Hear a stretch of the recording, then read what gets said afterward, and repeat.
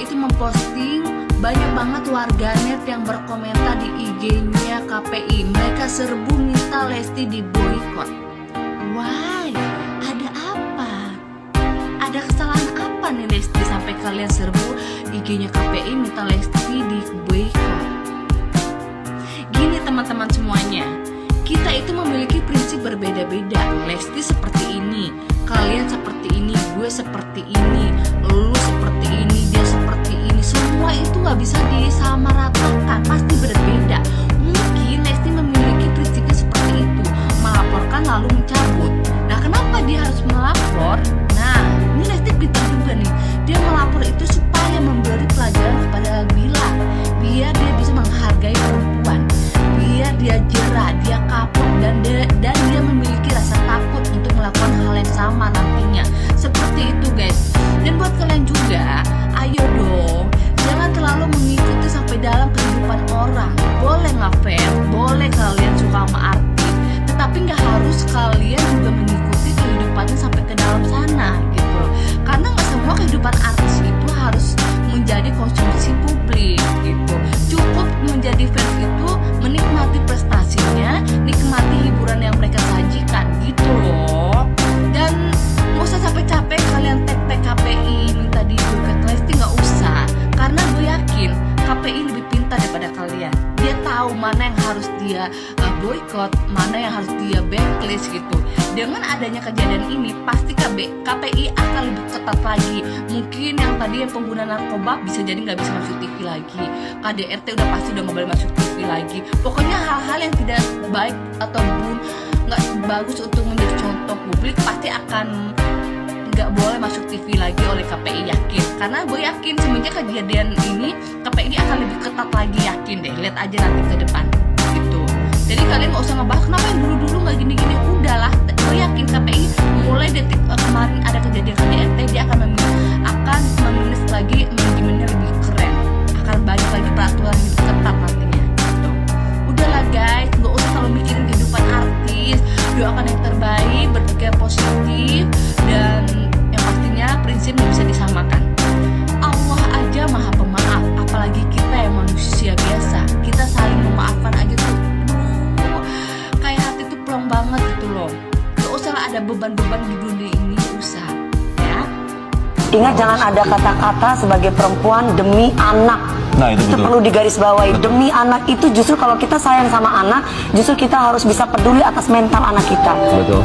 Iya. Kebanyakan ibu-ibu yang ingin rumah tangganya kelihatan akur, rumah tangganya nggak ingin ada perceraian, dan karena alasannya demi anak udah besar-besar, itu jangan sampai hal itu menjadi alasan. Yang namanya kekerasan dalam rumah tangga tetap harus dicegah, tetap harus diselesaikan. Buat Indosiar, awas saja kalau nanti dibikinin konser buat menyambut kedatangan Leslar. Gua sumpahin seluruh kru karyawan Indosiar pada bisulan, pada truisan belekan. Siapa sebenarnya yang mendamaikan Bilar sama Lesti? Anda tahu nggak? Sebelum berangkat umroh, Lesti sama Bilar itu sudah sepakat berdamai pada saat Bilar mendatangi Lesti malam-malam ke rumah sakit dan minta maaf. Itu aku tahu dari orang dalam. Karena banyak benar orang yang meminta saya jadi pengacaranya, tapi saya kan terlalu sibuk, ya. Wartawan juga banyak benar, jadi saya tidak pernah campur. Perempuan yang dibodoh-bodohi, tidak dikasih nafkah dia, tidak dikasih belanja dia, muka biru ditumbuk merah dia. Kenapa kau tak melawan? Sorga di bawah tapak kaki lagi. Bodoh. Suami KDRT terhadap istri, apakah tetap harus ikhlas atau bagaimana? Baik, 10 tahun. Ibu tahu suaminya Asia siapa namanya? Fir'aun. Fir'aun KDRT terhadap Asia. Baik, berapa lama KDRT-nya? Seumur hidup. Tidak seumur hidup. KDRT-nya dimulai saat Asia beriman kepada Allah Subhanahu wa Ta'ala. Maka ketika Asia dekat dengan Allah, muncul dan sebagainya. Tapi apa yang dilakukan? Lihat sini, dia bersabar kemudian bermohon kepada Allah. Ya Allah, berikan petunjuk. Ya Allah, tunjukkan akhlak mulia. Ya Allah, dia berdoa, dia praktekkan. dilakukan dengan buruk, dijawab dengan kebaikan, sikap yang mulia, dan seterusnya. Sampai puncaknya Fir'aun tidak mampu menerima kemuliaannya, maka Allah pisahkan kehidupan mereka di akhirat. Dengan cara bagaimana? Istrinya dieksekusi oleh suaminya, tapi indahnya Asiyah berdoa kepada Allah dan diabadikan dalam doanya. Rabbi ibnili baitan fil jannah. Ya Allah, bangunkan aku satu rumah di surga karena kesabaranku menghadapi keburukan Fir'aun ini. Dan selamatkan aku tidak bersama dia saat di akhirat nanti. Pisahkan aku dengan dia. Cukup di dunia aku berjuang mengajak dia untuk kembali kepadamu. Aku menerima sakit ini ya Allah, tapi mohon ganti setiap sakitku dengan Engkau bangunkan satu rumah di surga. Dan Allah kabulkan itu. Dari sini kemudian kata para ulama, jika Anda masih bisa sabar berbuat kemuliaan pada suami, barangkali ada kemuliaan-kemuliaan pada Anda, sabar menerima perlakuannya, sepanjang tidak mengganggu Anda ibadah, tidak menjauhkan Anda dari Allah. Kalau Anda mampu bersabar untuk berdakwah, silahkan dakwahi. Maka ada peluang bagi Anda mendapatkan satu rumah di surga seperti Asiyah mendapati. Tapi ulama sepakat, kalau gangguan itu menjadikan ibu jauh dari Allah, tidak bisa sholat, sulit mendekat, jauh dari Quran, bahkan ibu bisa bermaksiat lebih besar, maka ibu boleh bermohon kepada takdir yang terbaik sesuai dengan ketetapan dalam Al-Quran. Ada qunut di situ. Konsultasi pada para ulama, dengarkan bagaimana solusi terbaiknya. Ada pilihan-pilihan dalam Al-Quran. Pertama ada islah. Quran surah ke-4 An-Nisa ayat 35. In yurida islahan yuwaffiqillahu bainahuma. Sampaikan pada perwakilan keluarga perempuan, keluarga laki-laki menyampaikan, dudukan oleh dua orang wali, maka jika keduanya ingin berubah, Allah akan berikan hidayah pada suaminya untuk berubah. Jika tidak, maka Allah akan pisahkan dengan cara yang terbaik. Undang di sini tuh harusnya bukan saya, Om Ded. Siapa tuh? Ada tuh, ada seorang suami yang kemarin banting tulang. Tapi iya, harusnya ya, kan itu somasi banget kan, banting tulang tapi tulang istrinya. Iya. Iya. Aduh.